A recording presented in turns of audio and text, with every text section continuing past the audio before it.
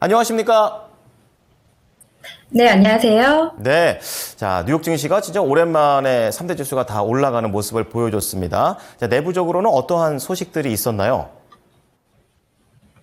네, 오늘 뉴욕 증시 지수가 모두 상승 마감했습니다. 구인 건수가 3년 내 최저를 기록하는 등 미국 고용시장 둔화 조짐이 나타나자 금리 인하에 대한 기대가 다시 부상하며 미국 증시가 소폭이지만 일제히 상승한 겁니다.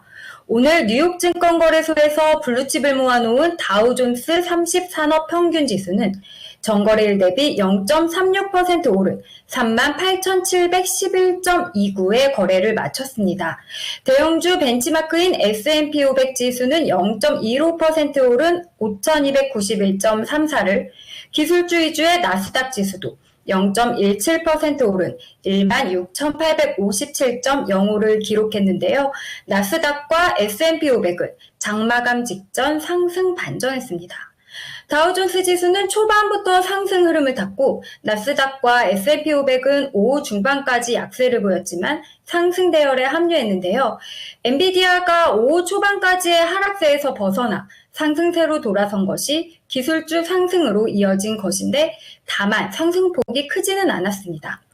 하지만 엔비디아의 경우 1.25% 오르며 또다시 사상 최고치를 경신했습니다. 일론 머스크 테슬라 최고 경영자가 엔비디아의 인공지능 전용 칩을 대량 주문한 것으로 알려졌기 때문인데요. 오늘 엔비디아는 전거래일보다 1.25% 상승한 1164.37달러로 장을 마감했습니다. 이는 지난달 30일 기록한 전고점 1152달러를 돌파한 것이고 시총도 2조 8640억 달러로 늘었습니다. 경제 전문 매체 CNBC는 머스크가 테슬라는 물론 구 트위터죠. AI 스타트업 xAI의 AI 전용 칩을 공급하기 위해 엔비디아의 수천 개의 AI 전용 칩을 주문했다고 했습니다. 앞서 머스크는 지난 4월 실적 발표에서 엔비디아의 AI 전용 칩인 H100 주문을 올해 말까지 8만 5천 개로 늘릴 것이라고 밝힌 바 있습니다. 하지만 AI 반도체 시장에서 엔비디아와 경쟁하는 AMD와 인텔 주가는 하락했습니다. AMD는 2.18% 하락했고 인텔은 0.86% 내렸습니다. 이 밖에 아마존이 0.56%, 애플 0.16%, MS 0.62% 등 상승했고요. 메타는 0.10%, 테슬라는 0.86% 하락했습니다. 3대 지수가 일제히 상승했지만 업종별로는 5개 업종이 내렸는데요.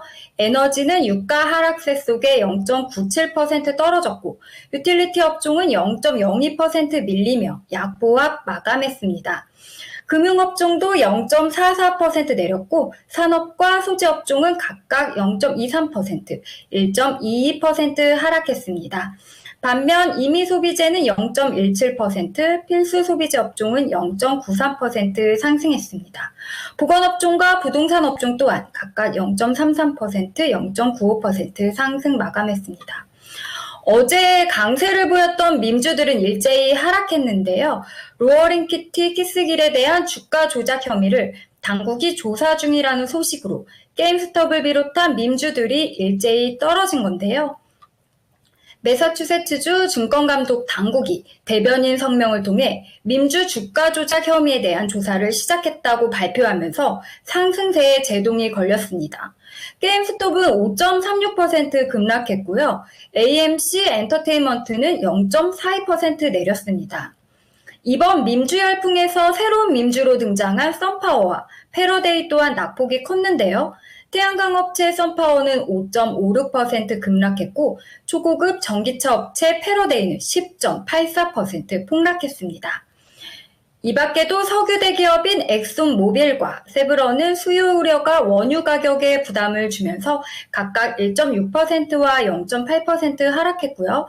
베스앤바디웍스는 분기 수익 전망치를 하향 조정한 후 12.8% 폭락했습니다. 파라마운트 글로벌은 파라마운트 플러스 스트리밍 서비스를 위한 전략적 옵션이나 합작 투자를 모색하고 있다고 밝힌 후 4.4% 하락했습니다. 네. 자, 미국에서는 3대 지수가 오른 가운데 AI가 뜨거움이 계속 이어졌던 것 같고, 민주식이라든지 에너지, 원자재 쪽에서는 약간 이제 좀 더 쉬어가는 분위기가 연출되고 있다라고 좀 볼 수가 있겠는데요. 그렇다면 시장에 영향을 미쳤던 것 중에 하나가 또 고용지표가 아니겠습니까? 금리 인하에 대한 기대감이 다시 한번 좀 올라오고 있는 그런 상황이 되는데, 좀 자세한 내용 전해주시죠. 네, 노동부 노동통계국에 따르면 4월 미국 일자리 수가 3년 만에 최저 수준으로 떨어졌습니다.